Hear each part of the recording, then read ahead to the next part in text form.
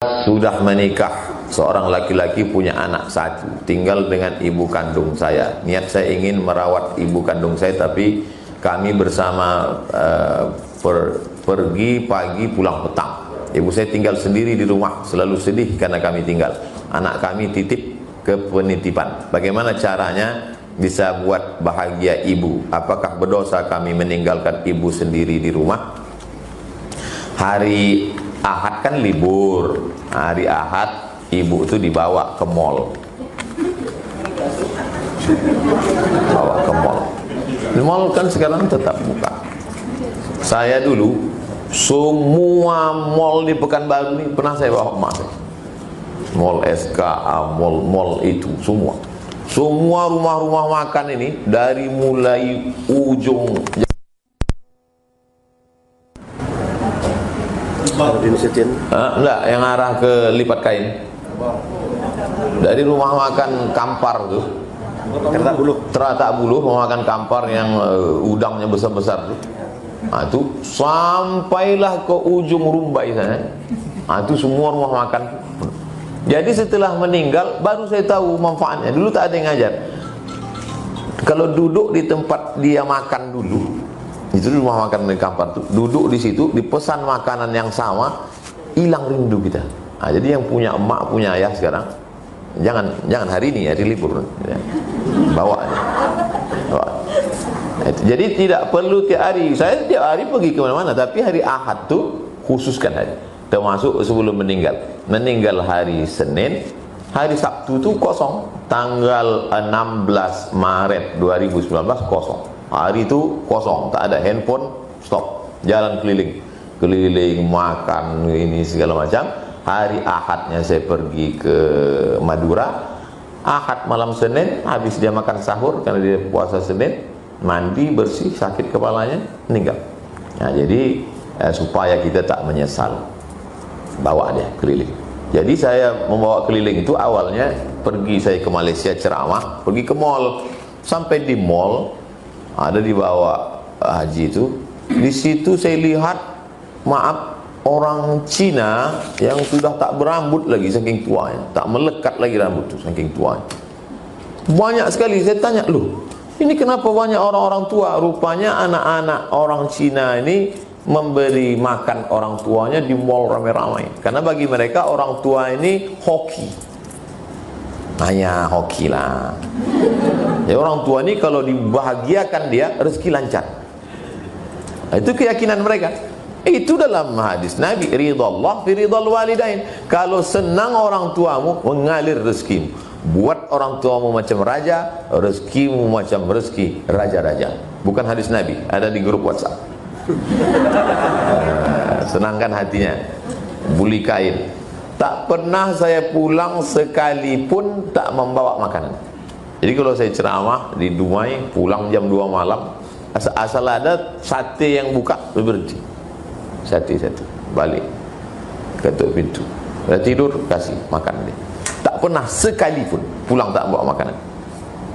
Apa yang pasti tetap buka gambar. Jadi setelah kita meninggal tak menyesal. Sekarang banyak saya tengok asal orang tua meninggal mencakar dinding. Oh mak, mau saya sipak aja kepalanya.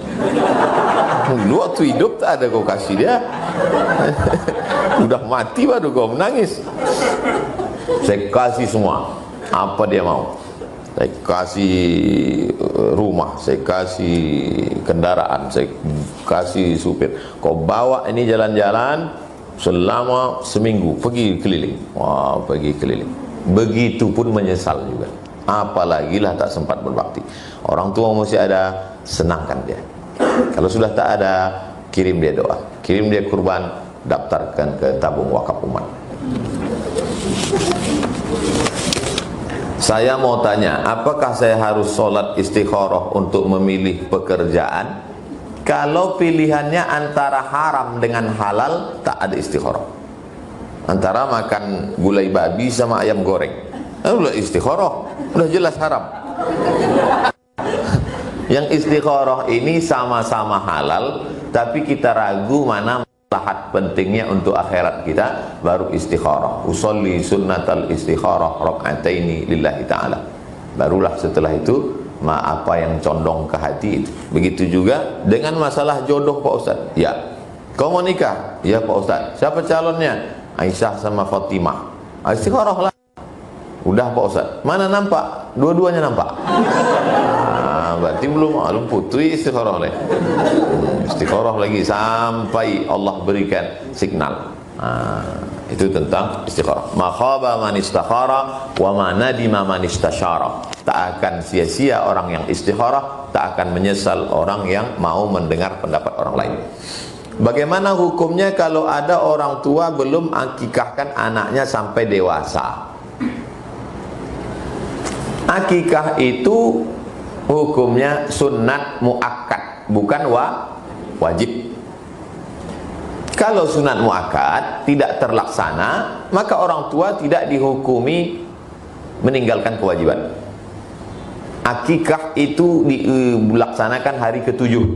Tak bisa hari ke-7, hari ke-14. Tak bisa hari ke-14, hari ke-21. Tak bisa 21, tak usah tengok kalender lagi. Setahun, 2 bulan, setahun, 2 tahun, 5 tahun. Lalu kemudian kalau ini sekarang, mohon maaf, pegawai Bang Rio Kepri ini ada yang mau akikah, boleh. Boleh hukumnya akikah setelah dewasa, kata Imam Nawawi dalam Majmu' Syarah Muhadzab. Akikah saja. Balik dari sini, potong kambing, akikah makan siang sama. Jangan minta ayun pakai marhaban. Minta cukur pula. Apabila seorang ayah belum diakikahkan orang tuanya, apabila seorang ayah belum diakikahkan orang tuanya, apakah boleh dia mengakikahkan anaknya tersebut? Boleh mengakikahkan setelah dewasa. Baca buku 37 masalah populer di pembahasan akikah setelah dewasa. Aqa'an nafsihi ba'nama bu'itsa nabiyan. Nabi mengakikahkan dirinya setelah dia jadi nabi. Kita boleh mengakikahkan diri sendiri kalau ada duit, dan bapak ibu boleh mengakikahkan anak yang sudah lewat. Tapi yang belum punya anak, nanti diagak-agak hari ke-7, hari ke-14, hari ke-21. Bagaimana kalau kita ikut kurban tapi tidak di wilayah rumah kita dan bukan pula di kampung kita, tapi mencari masjid lain yang proses kurbannya sesuai sunnah? Tidak boleh membawa daging kurban lebih dari jarak qasar salat. Jarak qasar salat 89 km. Al-Fiqhul Islami wa Adillatu. Jadi membawa daging kurban dari sini ke Tugu Talang, berarti udah lewat qasar salat. Kenapa dibolehkan kurban ini? Karena menurut prediksi kita Pekanbaru ini rata-rata radius nih sudah.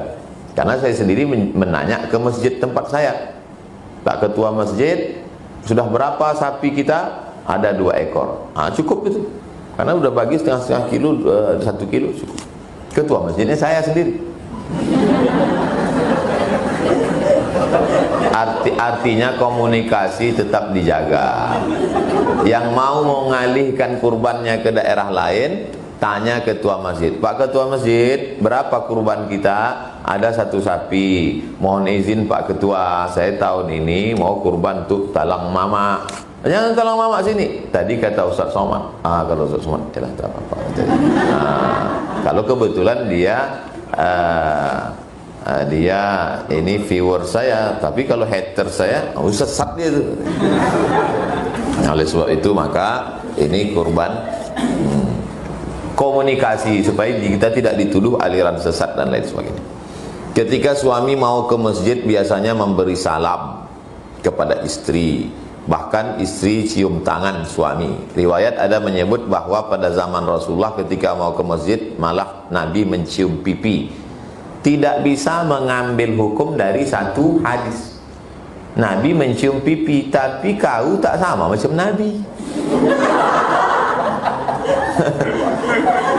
Maka tak bisa mengambil hukum dari satu hadis.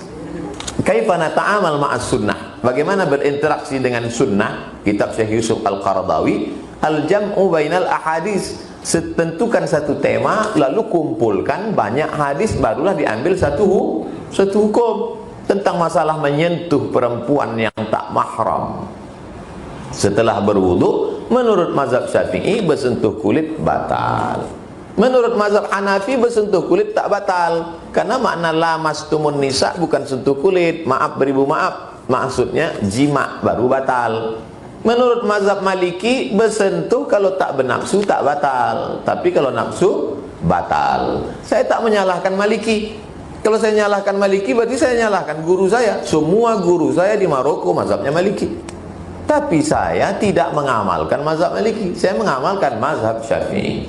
Makanya kalau saya bersentuhan dengan perempuan, dulu waktu di kampus ambil wudhu dari asrama, berangkat beli tiket itu biasanya keluarkan duit, pegang. Dipegangnya ujung jadi batal walaupun tak nafsu. Kenapa Ustadz lebih memilih mazhab Syafi'i? Lebih selamat. Mazhab Syafi'i itu lebih selamat. Maksud Ustadz lebih selamat gini, tersentuh saya dengan perempuan di halte bis waktu kuliah. Habis itu sholat saya di kampus, Allahu Akbar, datang setan berbisik, kau tadi nafsu. Tidak, saya bilang. Kalau saya sudah berwudu, setan tak bisa ngoda, karena saya sudah wudu. Tapi kalau saya tak wudu, kau tadi nafsu. Tidak, saya bilang, ada sikit. Itulah maka mazhab Syafi'i itu lebih selamat, ihtiyatnya lebih tinggi, lebih hati-hati dalam masalah imsak. Itu ada dalam mazhab Syafi'i menunggu 50 ayat. Yang sekarang di Pekanbaru 10 menit. Kalau mazhab Maliki tidak ada. Di situ azan baru berhenti. Masih tersangkut-sangkut daging di mulut. Kalau mazhab Syafi'i bersih.